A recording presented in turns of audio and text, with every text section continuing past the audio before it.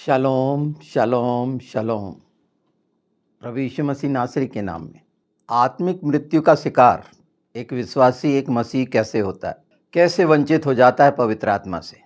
प्रेरितों के काम 5 में बहुत स्पष्ट है। परमेश्वर से झूठ बोलना हनन्याह और सफीरा का बहुत खूबसूरत उदाहरण है। और जैसे 2 कुरिन्थी 2 में बहुत स्पष्ट है, उसी तरह पतरस को ये मालूम था पवित्र आत्मा के द्वारा, और आज भी जाना जाता है पवित्र आत्मा की संगति में। इसलिए आप सुन रहे हैं, क्योंकि ये बहुत बड़ी और भयानक समस्या है मसीही जगत में। धार्मिक होने का दिखावा, अनाज्ञाकारिता, ये ऐसे बिंदु हैं जो शरीर और संसार के द्वारा मसीहत पर आक्रमण करके, ये आत्मिक आक्रमण है जिससे वो लड़ नहीं पाता और शिकार हो जाता है। मनुष्य के भय में, संसार के भय में, शरीर के भय में, विश्वास की कमियां, निश्चित तो वो प्रेम भी कैसा होगा जो सक्षम करता है, अनंत जीवन देता है। उससे अगर प्रेम है तो वो रक्षा करता है, अपनी सुरक्षा में रखता है, अनुग्रह करता है। और उस अनुग्रह का अपमान, इनकार जो बलिदान का प्रतीक है, क्या स्थिति है, ये पहचान करा रहे हैं पवित्र आत्मा कि ये मरा हुआ जीवन क्यों है, किस किस बात में, कहाँ कहाँ पर, किन परिस्थितियों के कारण हमने झूठ बोला।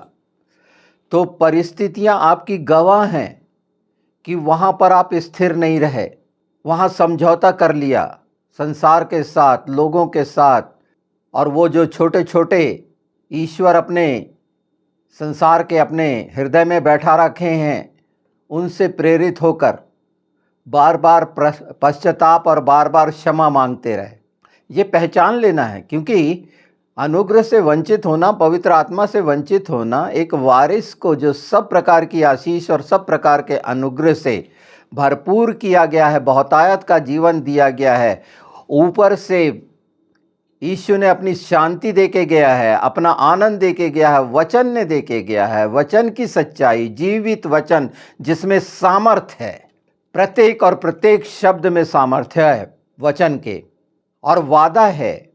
और एक मनुष्य को किस तरह से अंधकार बहकाता है और वो बहक जाता है, और क्या हाल हुआ था हनन्याह और सफीरा का। तो वंचित होता है यूहन्ना 14 से, जहाँ उसे रास्ता भी नहीं मालूम होता, मार्ग भी मालूम नहीं होता, और जिसका मुख्य है यूहन्ना 10 देखेंगे तो उसमें साफ लिखा है कि पिता और मैं साथ में हैं, यीशु ने कहा।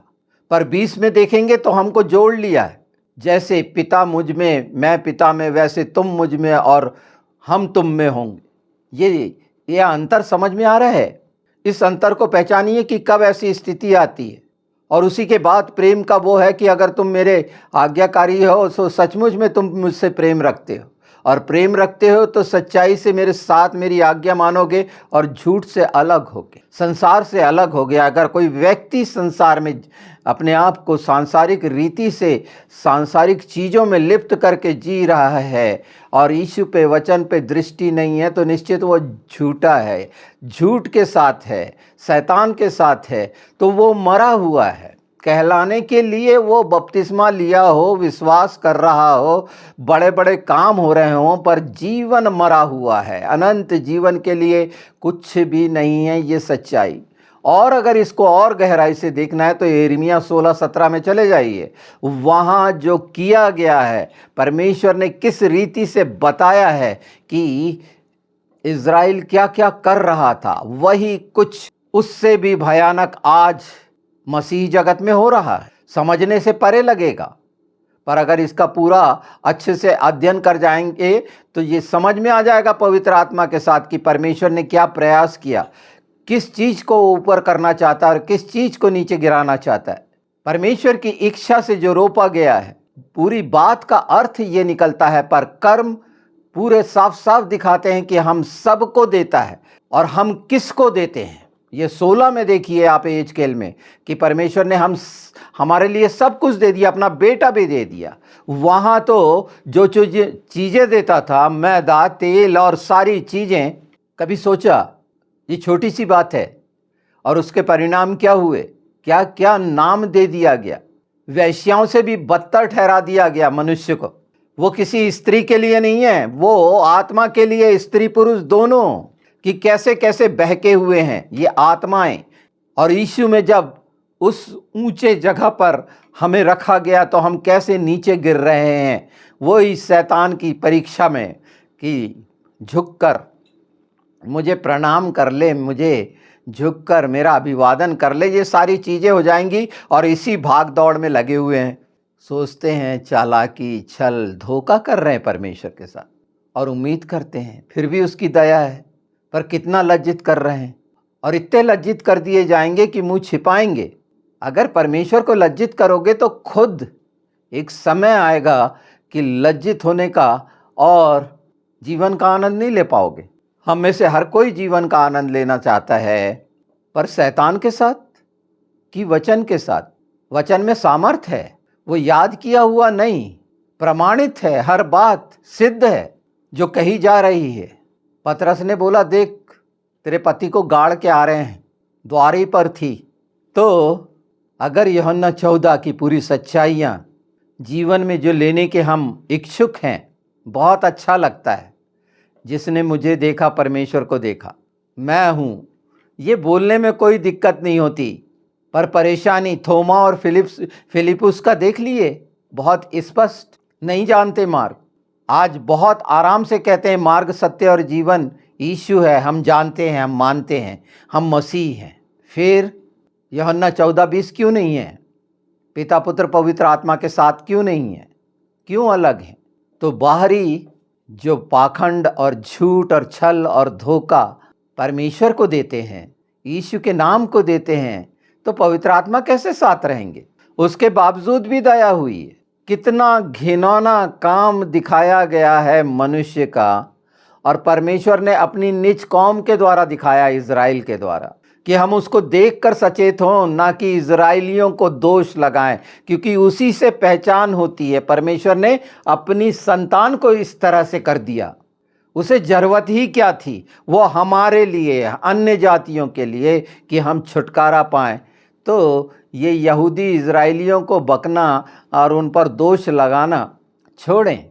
क्या हो रहा है ये देखें। वो अवस्था आज मसीहत की है। जितनी डिनोमिनेशंस हैं, ये चर्चेस हैं, उनकी अवस्था है, उनके बीच की अवस्था है, जिस पर ध्यान दिलाया जा रहा है पवित्र आत्मा। और चर्च मतलब पूरी कलीसिया, मतलब पूरी मंडली, मतलब मसीह की भेड़ें। और जो मनुष्य ने अपने अपने नाम रखकर इनको दिखाया है, वो उनका कारण बनने जा रहा है। वो 17 पर ध्यान दें, एजकेल 17 पर। उसमें से एक खूबसूरत बात मैं पढ़ देता हूँ। ये सब गंदगी कर लिए, जैसी आज कर रहे हैं प्रभु यीशु में आने के बाद। बहुत सारी चीज़ें छिपी हुई दीवार के पीछे, और पीड़ित हैं, शारीरिक, मानसिक, आर्थिक, हर रीति से पीड़ित हैं। डरे हुए मनुष्य से, संसार से न्याय चाहने वाले, जैसे संसार करता है वैसे आंदोलनकारी, राजनैतिक आंदोलनकारी, अपने अपने गुट बनाकर जैसे दूसरे धर्म के करते हैं वैसा। ये क्या दिखाता है? क्या यीशु कमज़ोर हो गया है? पवित्र आत्मा नहीं है? नहीं, ये मरे हुए लोगों का संगठन है जो डरे हुए हैं। 23 देखिए, 17-23।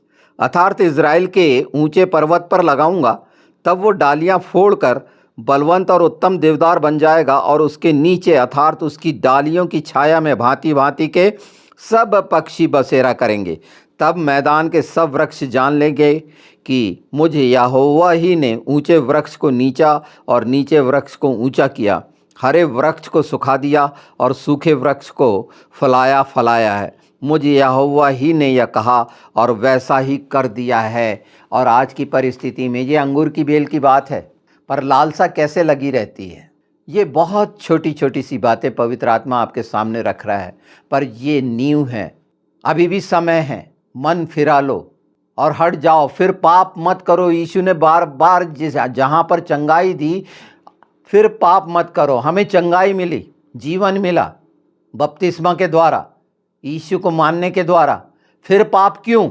इसलिए कि झूठ को साथ रखा हुआ है, यीशु, पवित्र आत्मा, पिता वचन को मनोरंजन का साधन बना के लज्जित करने का कारण जो भी बन रहा होगा और जो बन रहे हैं, ये कार्य कर रहे हैं, सोचिए उनके लिए कोई जगह नहीं है कि आखिरी समय में पश्चाताप कर लेंगे। जैसे धोखेबाज षड्यंत्रकारी इस तरह से घुस आए हैं, ये समुद्र में छिपी हुई चट्टानें झूठे, और उन्हीं के पीछे भीड़ लगी हुई है। इस सच्चाई से बेखबर, संसार के लोभ लालच में, आकर्षण में फंसकर सुख सुविधाओं का जीवन जीने की इच्छा रखने वाले ये जितने हैं, परमेश्वर ने जितना दिया पर्याप्त नहीं है क्या?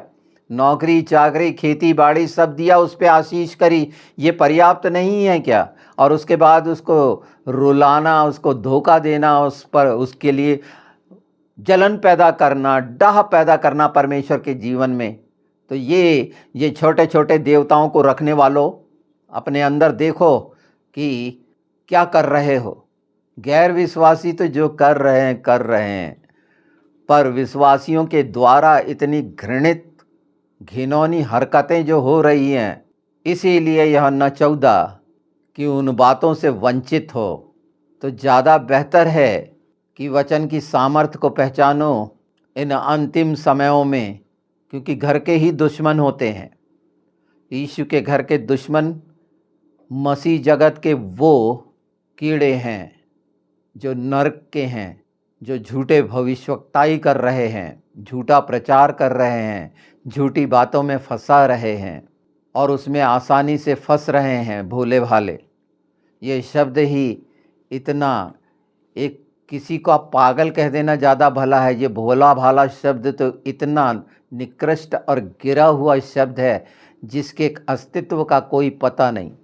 अगर यीशु में हो तो अस्तित्व रखते हो, जीवन का अस्तित्व रखते हो, आत्मा का अस्तित्व रखते हो। उसके बाद इस बात पर ध्यान दीजिए और अपने आप को देखें, और सचमुच में स्वर्गीय आनंद और वो आशीषें पाना चाहते हैं तो बदलिए अपने आप को, मन फिराइए। और इसी स्थिति में भी फंस गए हैं तो वो अपने लहू से फिर धो देना चाहता है, चंगा कर देना चाहता है। वो बोलता है मेरे चश्मे के पास आ जाओ, वो आवाज़ दे रहा है। बहुत हो गई चालाकी और उसके परिणाम संसार में दिख रहे हैं। जैसे स्पष्ट परिणाम 16-17 में इजराइलियों के दिखे, आज मसीहत के दिख रहे हैं। इससे ज़्यादा बुरा समय आना है, क्योंकि ये अलग किए जाने का समय है, ये याद रखिए, घुन और गेहूँ। तो ऐसा ना हो कि वो झूठ के साथ घुन बनकर नाश कर दिए जाओ। तो सचेत कर रहा है पवित्र आत्मा कि पवित्र आत्मा से वंचित क्यों हुए, ये स्पष्ट है। और ग्रहण करो और सच्चा प्रायश्चित फिर कर लो, बार बार कर लो, और लज्जित हो कि मैं क्या हूँ, मैं ऐसा क्यों करा, खूब लज्जित हो। उसके बाद खूब पाप करो और फिर लज्जित हो। यही तो शैतान सिखा रहा है। क्यों झूठे आंसू भावना के प्रार्थनाओं में बहाते हो? इसलिए कि परमेश्वर के राज्य की चोरी कर रहे हो, प्रेम का दिखावा कर रहे हो। परमेश्वर ये सब कुछ जानता है और वो छुड़ाने के लिए यीशु का नाम और वचन दिया। इस सच्चाई के साथ दृढ़ बन के रहो ना। अगर उसके लिए प्राण भी निकल जाए तो क्या दिक्कत है? क्यों लोगों की राजनीति, धार्मिक राजनीति का शिकार बने हो, जैसे फरीसियों का? ये तमाम फरीसी घूम रहे हैं अपने राजनीतिक हथकंडों के लिए, राजनीति में घुसकर। मैंने तो खूब राजनीति की है, न्याय दिलाया है और सर्वोच्च पदों पर रहकर और खूब किया है। अच्छे से पहचानता हूँ मैं सबकी भाषाएं। ये कौन क्यों करना चाहते हैं?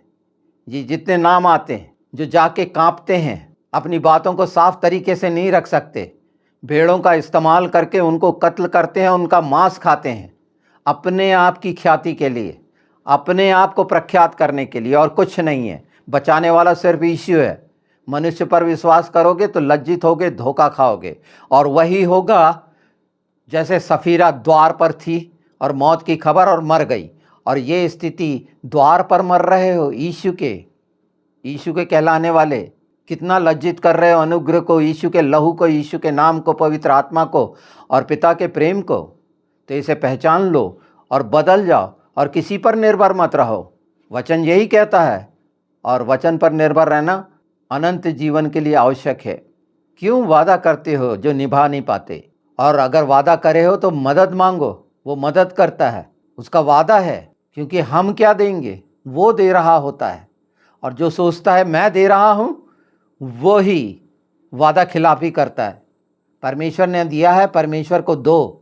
और अंत में फिर एक बार मैं चाहूँगा कि इन सच्चाइयों को जो खराई की साथ हैं, अगर चाहते हो पिता पुत्र पवित्र आत्मा हमारे साथ और हम उसके साथ हों, तो सचमुच में उसके योग्य होने के लिए सब कुछ दे दिया गया है। पवित्र आत्मा को खेदित मत करो, संसार में मत भटको, धार्मिक होने का ढोंग मत करो, झूठ मत बोलो, चालाकी मत करो, लोगों को दिखाने के लिए दोनों नाव पर पैर मत रखो। हम जानते हैं कि हमारे साथ क्या होगा। संसार हमारे साथ नहीं है, ना होगा, ना रहेगा। संसार हमारा विरोधी है, मसीह विरोधी है, परमेश्वर का बैरी है, ये जान लो। तो पहले खुद सच्चाई से प्रभु के चरणों में रहो, तब बचाने के लिए इच्छा रखो कि जो बोला जा रहा है वो मैंने खुद जान लिया है या नहीं।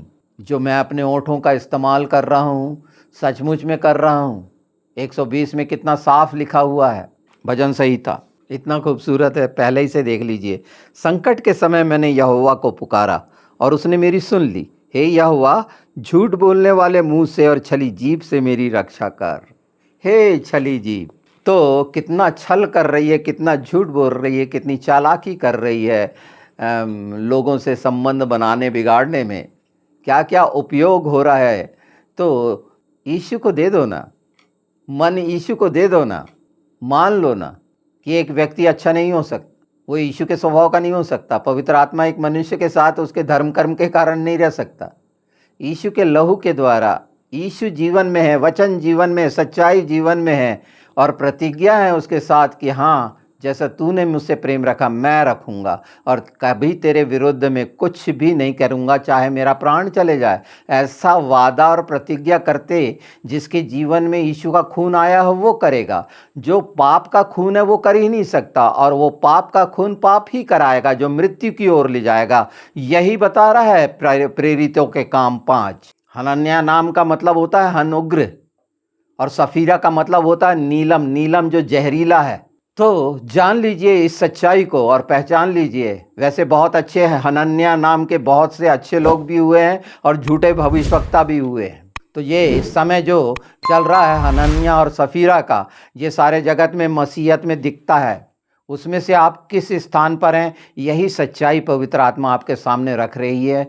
ग्रहण करोगे, धारण करोगे, बदल जाओगे, मन फिर जाएगा। और अगर कठोरता का हृदय है तो अलग कर देना। यूहन्ना 14 आपके लिए नहीं होगा।